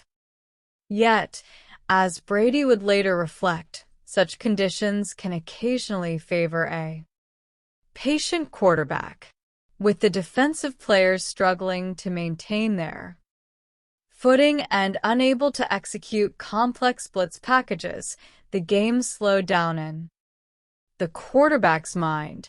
Brady led a meticulous drive, completing 9 consecutive passes for 60 yards, capped by his first rushing touchdown of the season. A 5-yard run that closed the deficit to 13-10 with just over 2 minutes remaining. With 2 minutes and 24 seconds left on the clock, the Raiders faced a critical 3rd down and 1 at midfield. A first down would seal the victory for Oakland. Head coach John Gruden called a running play known as 14 Blast. However, right guard Frank Middleton misheard the call, executing a block for 15 Blast instead. The play was disrupted, and running back Zach Crockett was stopped short of the line to gain, rather than risking a 4th down conversion at midfield. Gruden elected to punt, returning the ball to New England for one final drive. With 1 minute and 59 seconds remaining, the Patriots faced a second down and 3 from the Oakland 47-yard line. The Patriots' offensive coordinator, Charlie Weiss, called a play utilizing a 3-by-1 receiver formation, placing 3 pass catchers on one side of the field and a single receiver on the backside. Woodson, stationed on the defensive perimeter, recognized the alignment. Having discussed the formation with fellow defensive back Eric Allen, Woodson anticipated that Brady would look toward the single receiver. As the ball was snapped, Woodson executed a corner blitz, sprinting unblocked toward his former collegiate teammate. Brady, searching for an open receiver, did not see Woodson approaching from his blind side. Woodson struck Brady just as the quarterback began to bring the ball back toward his body, forcing the ball loose. The football tumbled onto the snow-covered turf, and Raiders defensive lineman Greg Biekert fell upon it. On the field, the Raiders celebrated what appeared to be the game-deciding turnover. Brady walked back to the sideline, convinced the season was over. While his teammates prepared for the reality of defeat, neither player was intimately familiar with a lesser-known rule buried within the league's digest, a guideline commonly referred to as the Tuck Rule. Referee Walt Coleman was instructed by the replay assistant to review the play. The technical definition of the rule, located in Rule 3, Section 22. Article 2 of the League Rulebook, stated that when an offensive player is holding the ball to pass it forward, any intentional forward movement of his arm starts a forward pass. Crucially, if the player loses possession of the ball while attempting to tuck it back toward his body, the play is ruled an incomplete pass rather than a fumble. For several anxious minutes, Coleman watched the slow-motion footage on the sideline monitor. The replay demonstrated that Brady had initiated a passing motion but had halted the throw, attempting to secure the ball against his torso with both hands just as Woodson made contact. Under the strict letter of the rule, because the ball was lost before the tuck was completed, the play was an incomplete pass. Coleman returned to the field and announced the reversal. The Patriots retained possession. With renewed life, Brady completed a short pass, and the Patriots positioned themselves for a 45-yard field goal attempt. The conditions were nearly impossible. The snow was several inches deep, and the wind was biting. Yet, kicker Adam Vinatieri executed what many observers consider one of the most difficult kicks in football history, driving the ball through the swirling snow to tie the game at 13. In the ensuing overtime period, New England won the coin toss. Under the sudden death rules of the era, the first score would decide the contest. The Patriots marched down the field, utilizing short, precise passes.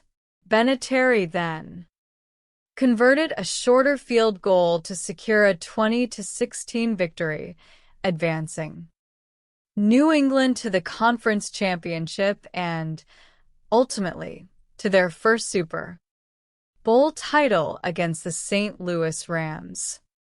The legacy of that single play extends far beyond the boundaries of that snowy evening.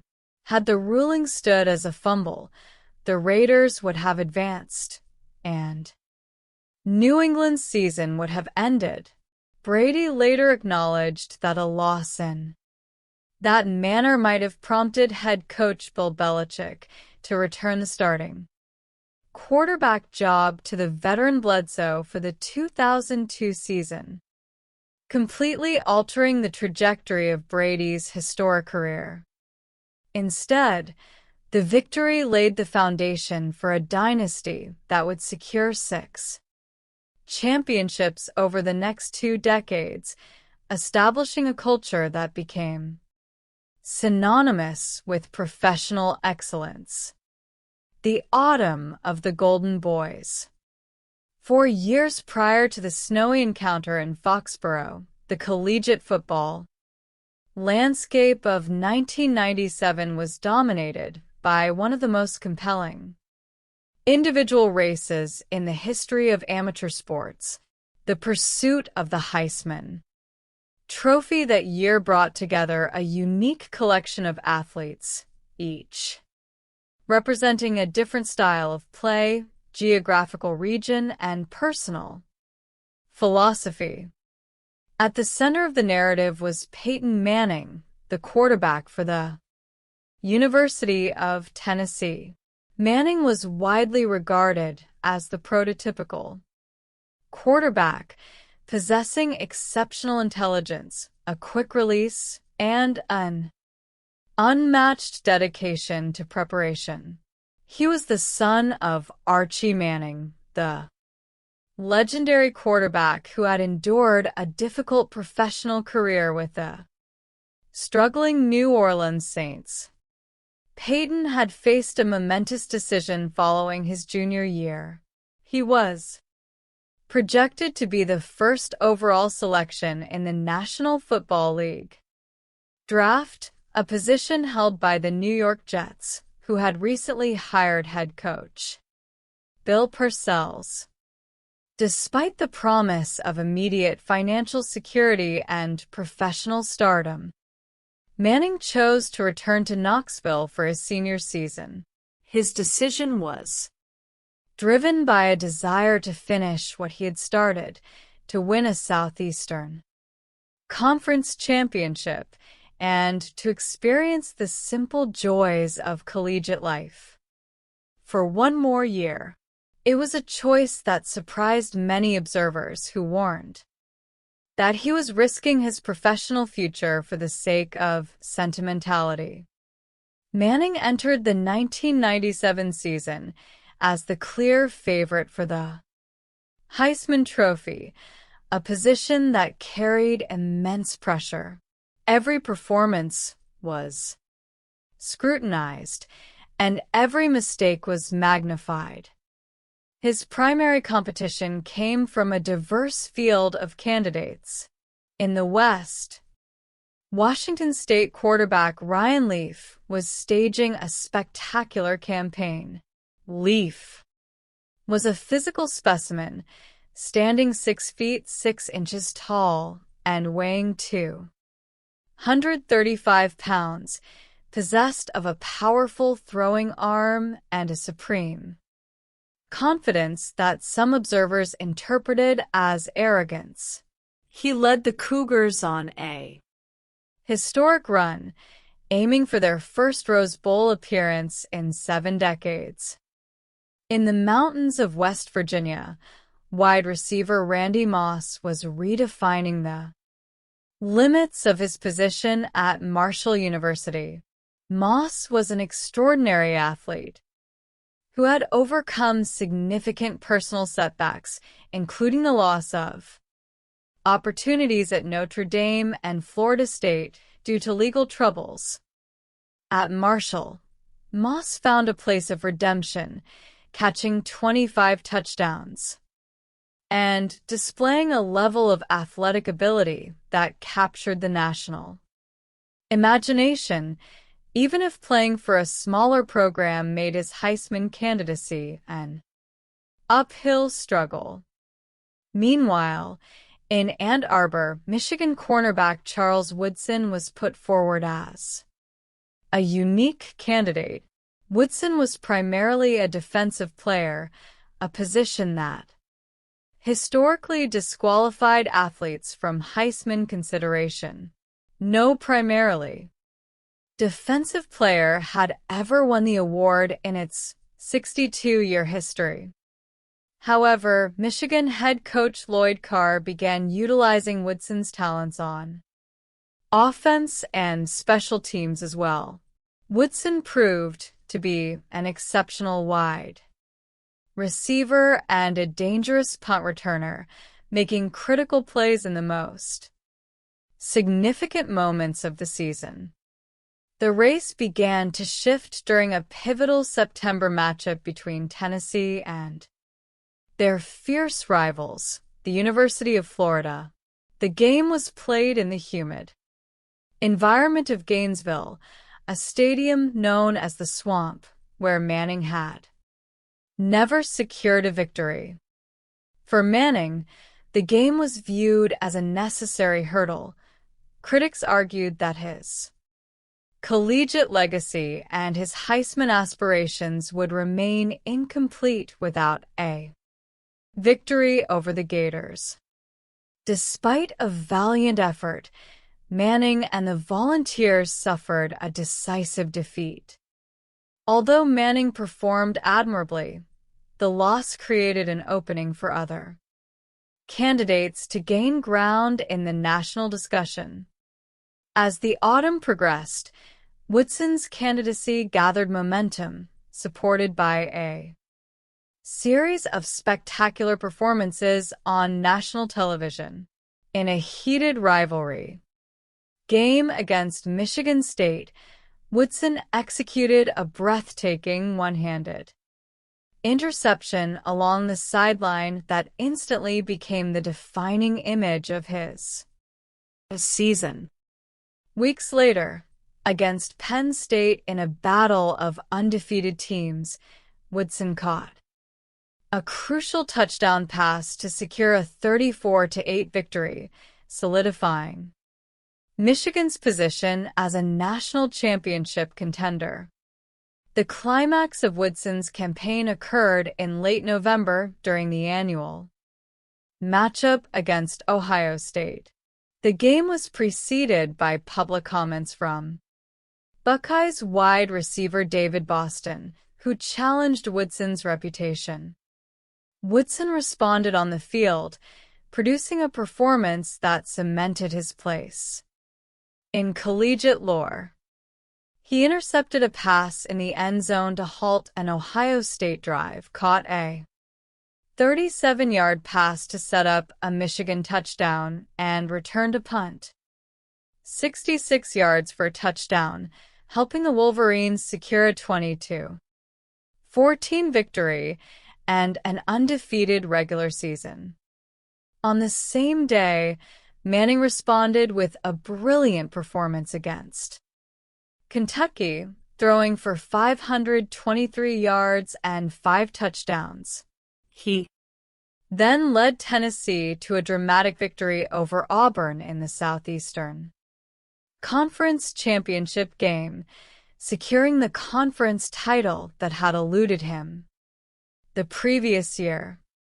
As the voting deadline approached, the national media was deeply divided. Supporters of Manning pointed to his consistent excellence, his decision to return to school, and his status as the premier quarterback in the country. Supporters of Woodson argued that he was quite simply the most dynamic and impactful football player in America, regardless of position. On a December evening in New York City, the four finalists, Manning, Woodson, Leaf, and Moss, assembled at the Downtown Athletic Club. The announcement of the winner carried a quiet tension. When the envelope was opened, Charles Woodson was declared the recipient of the 63rd Heisman Trophy, edging out Manning in a vote that sparked intense debate across the country, particularly in the state of Tennessee, where fans felt Manning had been unjustly denied the honor. The 1997 draft that followed reflected the extraordinary depth of that collegiate class. Manning was selected first overall by the Indianapolis Colts, where he would embark on a Hall of Fame career. Leaf was selected second by the San Diego Chargers. Woodson went fourth to the Oakland Raiders, and Moss was taken 21st by the Minnesota Vikings. The race of 1997 remains a singular moment in collegiate football history, a year when the traditional boundaries of the sport were challenged and a defensive player stood atop the mountain. The Milanese metamorphosis. Across the Atlantic Ocean in the historic cities of Italy, a different kind of transformation was taking place during the final decades of the 20th century. To understand the intersection of sport and political power in modern history, one must examine the rise of Silvio Berlusconi, a wealthy media tycoon who used the success of a soccer club to propel himself to the leadership of his nation. In the 1970s, Italy was a country defined by social stasis and political fatigue. The Christian Democratic Party had held power continuously since 1947, creating a system that many citizens viewed as permanent and corrupt. The nation was also haunted by the domestic terrorism of the era, creating a somber atmosphere. Yet beneath the political surface, the city of Milan was transforming itself into a vibrant center of fashion, design, and entrepreneurial ambition, led by figures like Giorgio Armani and Gianni Versace. Berlusconi, a young and ambitious builder, began his rise by constructing Milano II, a modern residential complex designed for young families. Recognizing the potential of the emerging television market, Berlusconi exploited a loophole in Italian law. While the state broadcaster held a monopoly on national television networks, private companies were permitted to operate local stations. Berlusconi produced television programs, copied them onto cassettes, and sent them to local stations across the country, instructing them to broadcast the programs with a delay of only a few seconds. This synchronized broadcasting created a de facto national network, introducing commercial, entertainment-focused television to a nation accustomed to sober state programming. In 1980, the Italian soccer landscape was rocked by the Toto Nero scandal, a match-fixing conspiracy that led to the arrest of several players and the relegation of the prestigious club Associazione Calcio Milan to the second division, known as Serie B. The sport had reached a moral low point, but the national team's unexpected victory in the 1982 World Cup, led by the redeemed striker Paolo Rossi reignited the country's passion for soccer, demonstrating the profound emotional connection between the sport and the national identity. Berlusconi recognized the cultural power of soccer. In 1986, with Associazione Calcio Milan facing bankruptcy, he purchased the club. He sought to rebuild the franchise in the image of his media empire, dynamic, stylish, and successful. His arrival was marked by a theatrical flair during a team gathering at the training facility of Milanello. Players descended from helicopters to the dramatic music of Richard Wagner. For his head coach, Berlusconi made a highly unconventional choice, hiring Arrigo Sacchi. Sacchi was a largely unknown figure who had never played soccer professionally and had most recently coached Parma in the second division. Critics were skeptical, but Sacchi possessed a revolutionary vision for the game. He sought to dismantle the traditional, defensive Italian style of play, which relied on caution and counterattacks in favor of an aggressive, high-pressing system that emphasized collective movement and the compression of space. Supported by Berlusconi's wealth, the club acquired 3 exceptional Dutch players, Ruud Gullit, Marco van Basten, and Frank Rijkaard. They joined a talented Italian core that included Franco Baresi and Carlo Ancelotti. Under Sacchi's guidance, the team began to execute the high-pressing system with remarkable precision. The transformation was swift. In May of 1988, Milan defeated Diego Maradona's Napoli 3-2 in a crucial match to secure the Italian League Championship, the Scudetto. The following year, Milan conquered Europe. In the semi-finals of the European Cup, they defeated Spanish giants Real Madrid 5-0 in a dazzling display of attacking